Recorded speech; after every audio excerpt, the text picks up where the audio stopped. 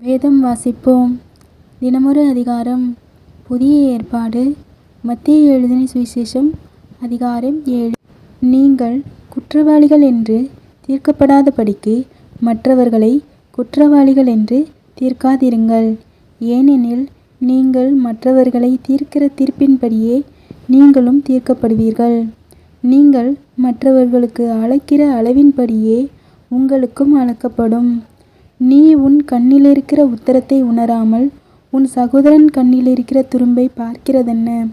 இதோ, உன் கண்ணில் உத்திரம் இருக்கையில் உன் சகோதரனை நோக்கி, நான் உன் கண்ணிலிருக்கும் துரும்பை எடுத்துப் போடட்டும் என்று நீ சொல்வது எப்படி?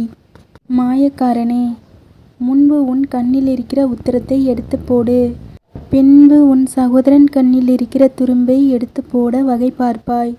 பரிசுத்தமானதை நாய்களுக்குக் கொடாதேயுங்கள். உங்கள் முத்துக்களை பன்றிகள் முன் போடாதீங்கள். போட்டால் தங்கள் கால்களால் அவைகளை மிதித்து திருப்பிக் கொண்டு உங்களை பீறிப்போடும். கேளுங்கள், அப்பொழுது உங்களுக்கு கொடுக்கப்படும். தேடுங்கள், அப்பொழுது கண்டடைவீர்கள். தட்டுங்கள், அப்பொழுது உங்களுக்கு திறக்கப்படும். ஏனென்றால் கேட்கிறவன் எவனும் பெற்றுக்கொள்கிறான், தேடுகிறவன் கண்டடைகிறான், தட்டுகிறவனுக்கு திறக்கப்படும். உங்களில் எந்த மனுஷனானாலும் தன்னிடத்தில் அப்பத்தை கேட்கிற தன் மகனுக்கு கல்லை கொடுப்பானா? மீனை கேட்டால் அவனுக்கு பாம்பை கொடுப்பானா?